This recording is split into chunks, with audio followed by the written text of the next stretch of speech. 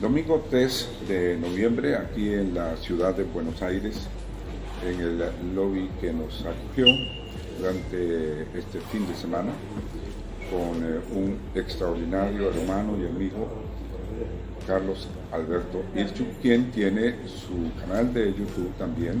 Los invitamos, obviamente, que ustedes lo visiten y busquen simplemente en YouTube. Sale perfectamente Demonios, Carlos Alberto Irchu, y les da perfectamente acceso al canal. Carlos, bienvenido a este nuevo canal de Siglo 30 y tu servidor.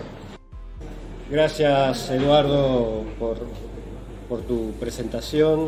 Como siempre digo, una alegría tenerte nuevamente acá en Argentina. Espero que hayas disfrutado tu estadía acá en Buenos Aires. Y sí, tengo un canal en YouTube llamado Demonios, youtube.com/demonios, que principalmente es para difusión de lo que comúnmente se llama fenómeno ovni, pero obviamente el tema es mucho más amplio y eso se ve reflejado en otros videos de otras temáticas paranormales, fantasmas, misterios, que también forman parte de esta realidad mucho más compleja de la que uno piensa. Carlos, quisiera preguntarte sobre el fenómeno OVNI a lo largo del tiempo, y repetimos, estamos en el 2019. Algunos piensan que el fenómeno OVNI viene desde tiempos muy ancestrales, por ejemplo la civilización egipcia, que ya tiene evidencias de eso. ¿Qué piensas que ha pasado en ese largo tiempo desde cuando se iniciaron estas investigaciones y se descubrieron estos documentos que se pueden comparar con lo que nosotros hoy vemos, pero particularmente desde cuando Kenneth Arnold los bautizó como platillos voladores? ¿Qué piensas en este tiempo que ha pasado? ¿Cómo ha evolucionado? Si es que ha evolucionado o no. Siempre aclaro que lo que comúnmente llamamos fenómeno ovni es una realidad que acompaña al ser humano desde los inicios de los tiempos. El famoso caso de Kenneth Arnold en el año 47, yo lo tomo como el inicio de la investigación de este fenómeno. Porque hasta ese momento había esta realidad, estaba presente, pero no había un estudio sistemático de esa realidad. Por ahí quedaba reflejado en alguna pintura, en algún escrito que se había visto algo raro, pero nadie se ponía a estudiar este tema en profundidad y sistemáticamente. Yo creo que a partir del año 47 es cuando el hombre toma conciencia de esto y decide estudiarlo, abordarlo. Muchos hablan de que el fenómeno ha cambiado. Yo creo que no. Yo creo que el fenómeno sigue siendo el mismo de hace 10.000 años. Lo que ha cambiado quizás es la visión que nosotros tenemos respecto al mismo. En el año 47 se hablaba de naves, de tuercas y tornillos, de naves que venían de otros planetas. Es decir, la visión que teníamos en esa primera etapa era muy simple. Eran naves tecnológicamente avanzadas o de una potencia extranjera o de otro planeta.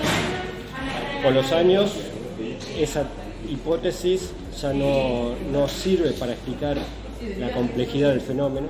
Tal vez se explique una parte muy pequeña, pero no todo el fenómeno. Y es por eso que nos vemos obligados a pensar y abordar el tema desde otro punto de vista, abarcar otras realidades, otros fenómenos, para no quedarnos solamente con el árbol y ver todo el bosque completo, digamos. Y eso es una etapa que va a llevar muchos años de estudios, de análisis, y que aparezcan personas como Salvador Freixedo, recientemente fallecido, que le den al fenómeno una visión distinta. A ver si en algún momento, a través de esas visiones distintas, podemos encontrar la realidad que hay detrás de todo esto. Esto es importantísimo de un investigador que en cierta manera ha servido a la FAA, o sea, la Fuerza Aérea Argentina, como un referente de esta fenomenología, porque tenemos que admitir que hay países que tienen oficinas dedicadas a este fenómeno. Y como yo siempre he dicho, hay que buscar el objetivo. Y esas oficinas de las Fuerzas Aéreas de Uruguay, Argentina, Perú, Francia, también Estados Unidos, que lo siguen dejando, pero tienen oficinas de investigación o han tenido oficinas. El objetivo es que sobre sus cielos están volando objetos desconocidos. Y esto lo lleva a la seguridad aérea del país, Uruguay, Argentina, por ejemplo. Ese es el objetivo. Pero no están hablando acerca de una inversión, no están hablando de que son enanitos verdes. Entonces, el objetivo de estas oficinas es saber qué es lo que pasa, porque es una cuestión de seguridad aérea. Y esto es lo que a mí me interesa muchísimo, encontrar siempre el objetivo. ¿Cuál es el objetivo tuyo del interés y la investigación y la difusión del fenómeno ovni? Al igual que muchos de los que estamos en estos temas, lo mío es una búsqueda personal. A esta altura es como que no quiero imponerle a nadie ninguna idea sobre el fenómeno, nada. Es más que nada una búsqueda personal, que uno después la comparte esa búsqueda, por ejemplo a través de un canal de YouTube. Pero básicamente es una búsqueda personal, porque tal vez haya una relación entre este fenómeno y las personas que investigan este fenómeno, una relación profunda que a veces es difícil de admitir. No es que uno es simplemente un observador externo y que ve el fenómeno en forma objetiva. Quizás sin saberlo estemos involucrados de alguna forma o relacionados de alguna forma con ese fenómeno. Y aunque nos creamos o digamos que somos un observador externo, independiente del fenómeno, tal vez eso no sea cierto, sino que hay una relación que se manifiesta en esa búsqueda, pero hay alguna relación mucho más profunda. Tal vez el fenómeno nos eligió a nosotros, no es que nosotros elegimos buscar el fenómeno, sino que el fenómeno nos buscó a nosotros. En fin, da para amplias horas de debate y de análisis y de pensamiento, pero para resumir, lo mío es una búsqueda personal y creo que de alguna forma estoy y estamos involucrados con ese fenómeno, que reitero, e insisto sobre lo mismo, es mucho más complejo de lo que uno imagina. Carlos, quiero aclarar a las personas que están viendo esta pieza de video en mi canal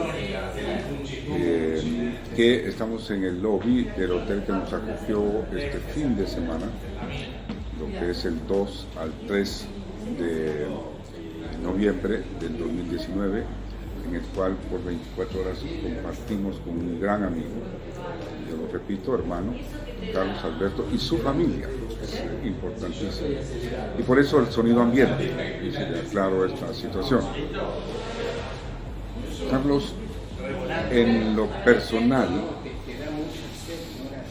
y el interés, como tú lo has visto, tú lo has dicho, ¿tú has tenido alguna experiencia con el fenómeno?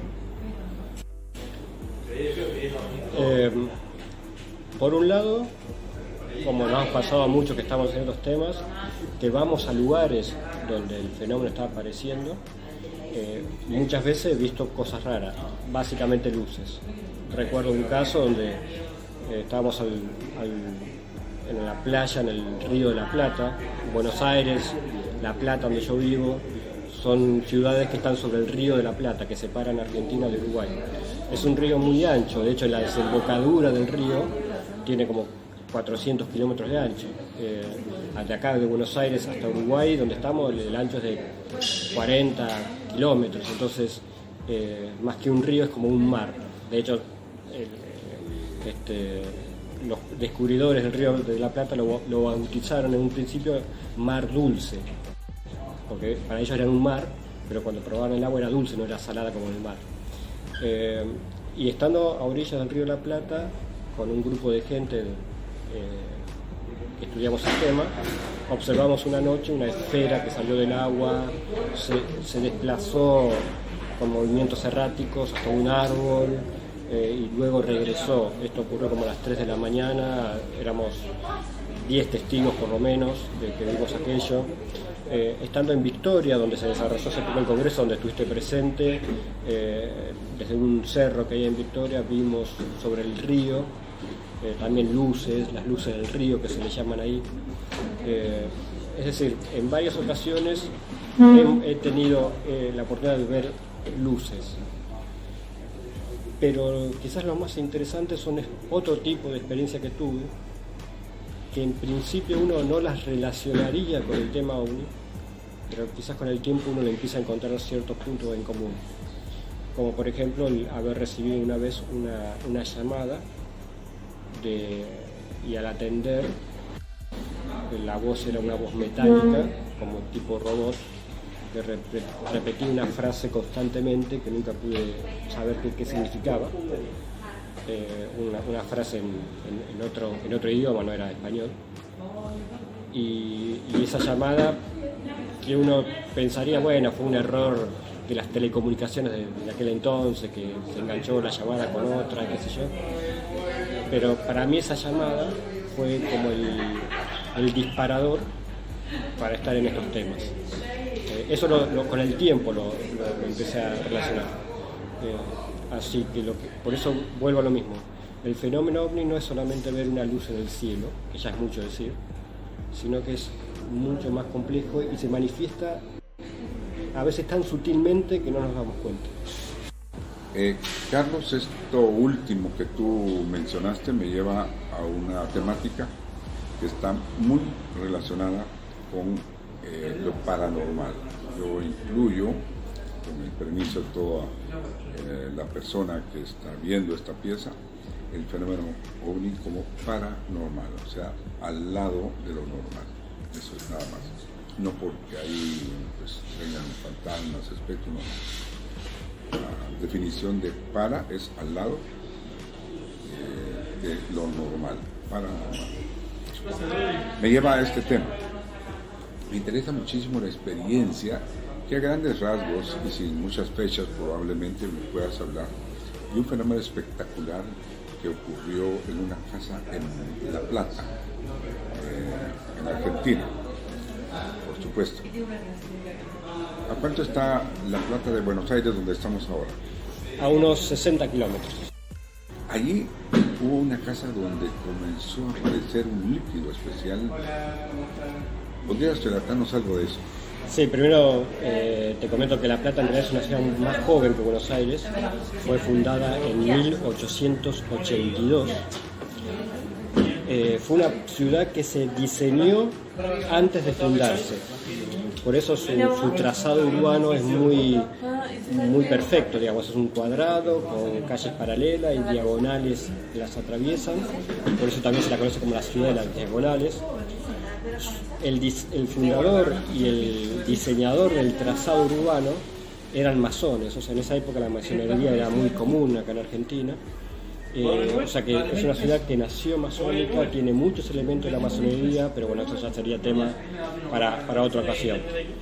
Y es una ciudad donde han pasado muchas cosas raras. El primer caso OVNI registrado en el país, post-Arnold, fue el 11 de julio del año 47 y ocurrió en La Plata. El caso Arnold, recordemos que el 24 de junio del 47, a los pocos días, 15 días después, se produce el primer caso registrado en Argentina, que ocurrió casualmente en La Plata. Y entre tantos fenómenos extraños, paranormales y demás que ocurren en la ciudad, o que han ocurrido en la ciudad, está el de la Casa Sangrante. Como bien decías, una casa que allá en la década del 80, más precisamente en el año 83, para noviembre del año 83, empezaron a aparecer en una casa, en el piso de la casa, un líquido rojo. En realidad el fenómeno ocurrió durante 2 días. En las baldosas, en las juntas de las baldosas, aparecía ese líquido rojo, brotaba de abajo. Eso implicó que mucha gente, cuando se empezó a conocer la noticia, mucha gente fuese al lugar. De hecho ya lo empezaron a relacionar con cuestiones místicas, con la aparición mariana, cosas así, porque a pocas cuadras hay una iglesia. Y la cuestión que fue mucha gente, o sea, agolpaba a la gente en la puerta, llevaban rosarios. Vivía gente ahí. Obviamente también intervino la policía, digamos. Lo concreto hasta el día de hoy es que no hubo una explicación racional de aquel líquido.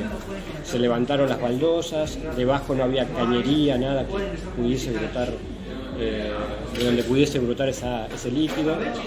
Se supone que era sangre, según algún análisis que hizo la policía, pero realmente nunca tuvimos esos análisis en mano, así que no sabemos realmente qué fue aquel líquido. Y como te decía, fueron 2 días que apareció este líquido, y así como apareció, al segundo día dejó de brotar y no apareció nunca más. Sin embargo, la gente por algunos días más iba a la casa hasta la puerta, pero bueno, a la semana ya es como que ya no se publicó más noticias al respecto y todo quedó en la nada. Yo conocí a uno de los habitantes de esa casa, de apellido Fersco, Oscar Fersco se llamaba, y de hecho participaba, a partir de esto empezó a relacionarse con el grupo que investigaba el tema OVNI, del cual yo era miembro, y nos contaba así algunos detalles, y él siempre dijo que nunca se le pudo encontrar una explicación a qué fue aquel líquido que brotó del suelo. Nunca más volvió a aparecer. Hoy en día la casa no existe más, con el tiempo fue demolida y hoy hay un edificio donde estaba esa casa. Así que no hay forma de hacer una reinvestigación en el lugar. Pero fue un hecho que conmovió, por lo menos por algunos días, a la ciudad de La Plata. Hubo cubrimiento de la prensa, se tomaron fotografías.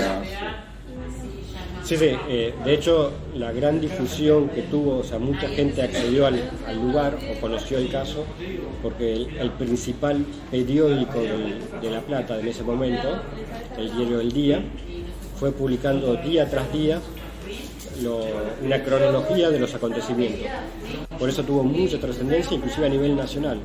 Vinieron medios de Buenos Aires, medios de televisión inclusive, a cubrir el hecho. Muchos medios amarillistas, obviamente, porque el tipo de noticia daba pie a mucho sensacionalismo. Así que vinieron muchos canales. Fue toda una revolución, pero que duró una semana. A la semana el barrio volvió a la tranquilidad, y como ya no volvió a brotar ese líquido, todo quedó en la nada. Tú me dices que si la policía envió este líquido a un examen de laboratorio.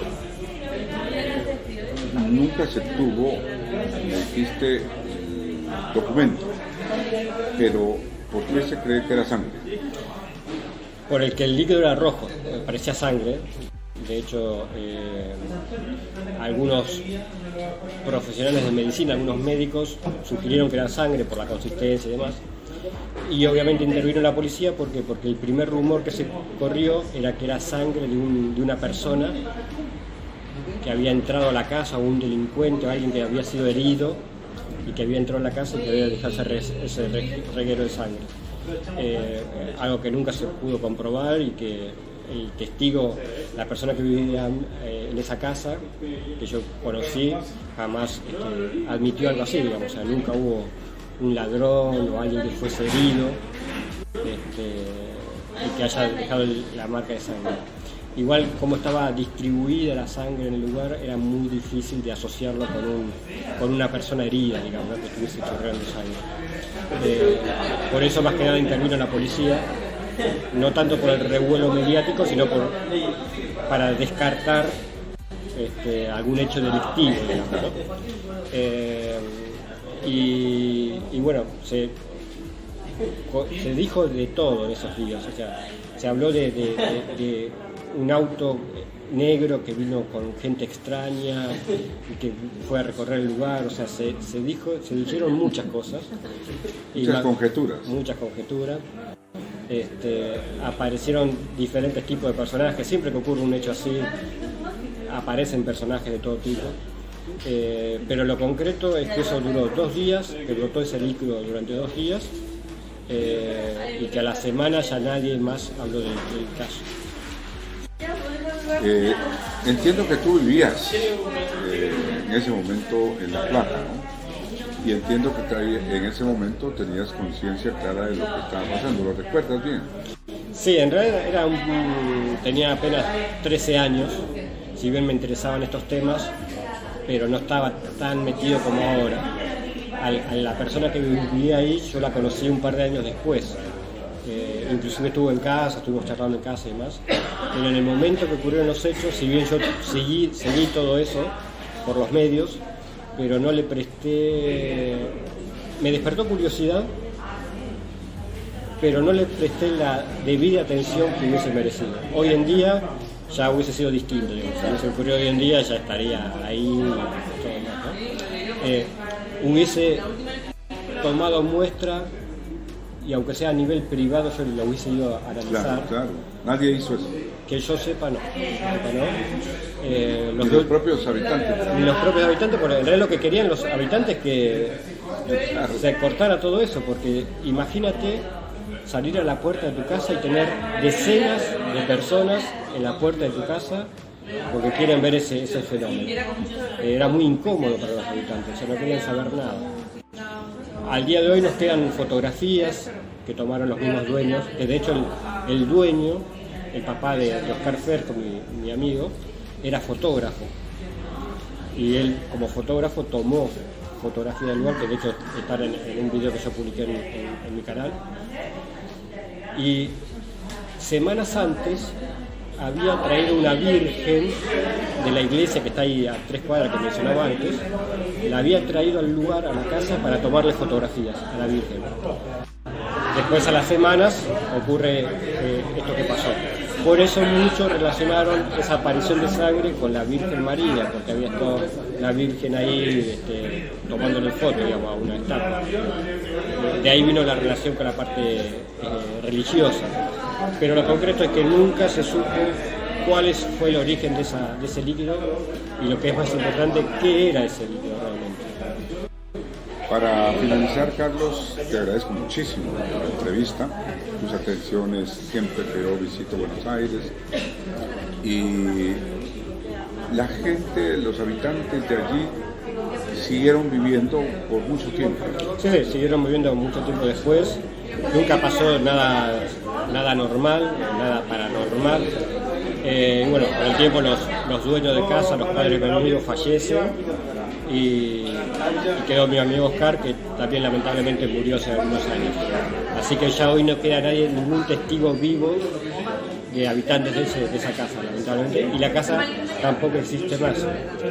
De todas formas, yo te voy a acercar imágenes, fotografías de esa manifestación, para que, si quieres, la incluyas en... Por supuesto que se van a incluir como una prueba fehaciente de lo que sucedió en La Plata.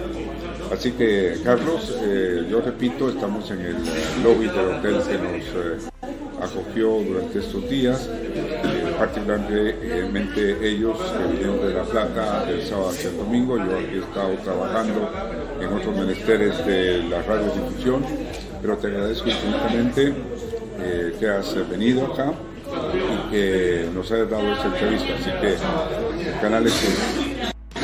Muchas gracias de nuevo, Eduardo, por todas las atenciones. Como siempre, una alegría tenerte en Buenos Aires y, como siempre digo, espero volver a verte pronto por acá Y bueno, ojalá como algún día nos podamos encontrar allá en Guatemala también. Muchísimas gracias, Carlos.